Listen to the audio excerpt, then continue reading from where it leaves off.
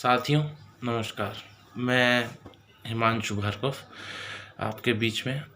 साथियों, मैं आपको एक बात बताना चाह रहा हूँ कि पहली बार इतिहास में ऐसी चीज़ हो रही है कि भारत सरकार के पास में किसी भी आपके किसी भी डिपार्टमेंट का उनके पास डेटा ही नहीं है।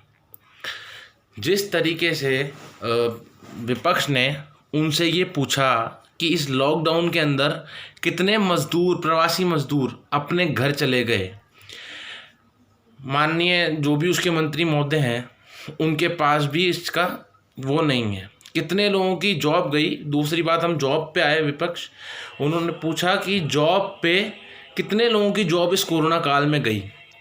माननीय मोदी सरकार के पास में इसकी भी जवाबदेही नहीं। दूसरा सवाल विपक्ष ने ये पूछा कि आप जो ये कृषि का लेके आ रहे हैं इससे कितने लोग प्रभावित होंगे, उनके पास उसका भी बायोडाटा नहीं। कितने लोगों की रेलवे ना चलने से नुकसान हुआ, उससे कितने लोग प्रभावित हुए, उसका भी उनके पास डेटा नहीं है। उनके पास एक चीज़ का डेटा और नहीं है कि कितने डिपार्टमेंट में कितनी नौकरियां लगनी है और कितने हम लोगों को नियुक्तियां करनी है, उसका भी उनके पास में डेटा नहीं है। साथियों, ये पहली बार ऐसी कोई सरकार देखिए जिसके पास किसी डिपार्टमेंट का डेटा ही नहीं हो। आप शिक्षा को ले लीजिए, आंगनबाड़ी को ले लीजिए, कितने मैं आपको दे सकता हूँ कि कितने लोगों के धंधे इस कोरोना काल में चौपट हुए हैं। भारत सरकार के पास इन सब का कोई जवाबदेही नहीं है। भारत सरकार जवाबदेही देना ही नहीं चाहती।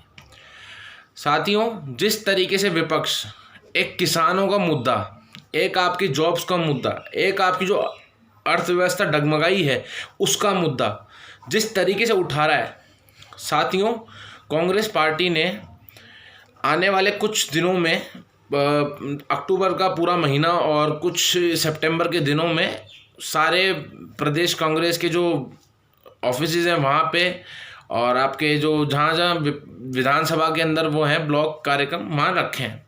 इस कोरोना को भी मतलब सोशल डिस्टेंसिंग के साथ में रखे गए हैं। क्यों? क्योंकि हम लोग आपकी आवाज़ उठाना जानते हैं। और साथियों, जिस तरीके का धोखा ये भारत सरकार, ये नियति सरकार आपके साथ कर रही है, इस सरकार को कांग्रेस पार्टी, एकमात्र कांग्रेस पार्टी है जो जवाबदेही दे सकती है और इनका मुकाबला कर सकती है। अन्य पार्टियों के बारे में मैं कुछ बोलना नहीं चाहता क्योंकि मैं खुद एक कांग्रेस का पार्टी से हूँ और सभी पार्टियाँ अच्छी हैं। और बीजेपी जिस तरीके से काम कर रही है, साथियों मैं आपको बताना चाहूँगा, जिस तरीके से बीजेपी काम कर रही है उससे आपकी स्थिति और गंभीर होने वाली। जिस तरीके से दिन पे दिन कोरोना के अंदर हम लोगों की हालत हो रही है और हमारे माननीय प्रधानमंत्री जी हाथ पे हाथ धरे बैठे हैं, वो उद्घाटन कर रहे हैं बिहार के अंदर। उनको पता है कि बिहार में चुनाव है, उनको पता है कि एमपी के अंदर उपचुनाव है, उनको अपनी सरकारें बचानी है, उनको ये देश नहीं बचाना। अगर उनको ये देश बचाना होता तो वो ये चुनाव जो हैं उनको थोड़े टाइम बाद कराते और जो अभी मुद्दे हैं उनके ऊपर वो बात करते, पर उनको वो चीज़ें परे हैं। और ये जो चुनावी मुद्दा है ये तो खैर हमारे चुनाव आयोग तय करता है कि उनको कब चुनाव कराना है। तो जब भी चुनाव आयोग को ऐसा लगेगा कि हम चुनाव करा सकते हैं वो चुनाव कराएगा। उसमें कोई मतलब कि हम तो कुल मिला के हमारा जो एक मुद्दा है कि जो जिस तरीके से ये बीजेपी गवर्नमेंट, नियति सरकार काम कर रही है, साथियों आप लोग जगें, आप लोग जागरूक हों, आप लोग ज़्यादा से ज़्यादा लोग सड़कों पे उतरें, अपनी बात को आगे रखें, अपनी आवाज़ को आगे रखें। जिस तरीके से ये पूरी बीजेपी का जो ढांचा है, जिस तरीके से काम कर रहा है इस देश के अंदर, वो ढांचा काम करने लायक नहीं है। आप लोगों को साथ देना पड़ेगा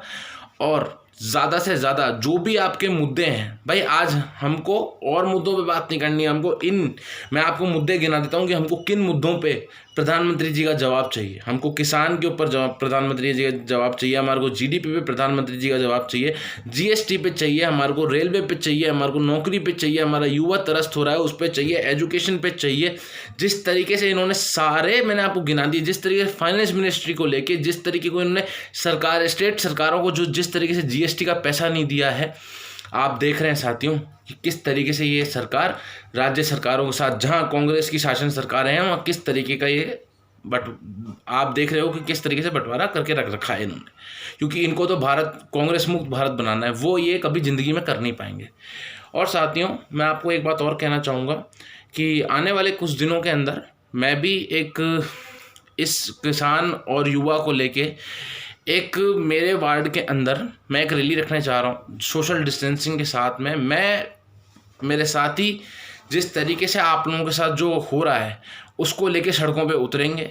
मैं मेरे सोशल मीडिया के माध्यम से आप लोगों को ये बताना चाह रहा हूँ कि अगर ये सरकार इसी तरीके से काम करेगी तो आने वाले कुछ दिनों में मैं आपको तारीख बता दूंगा।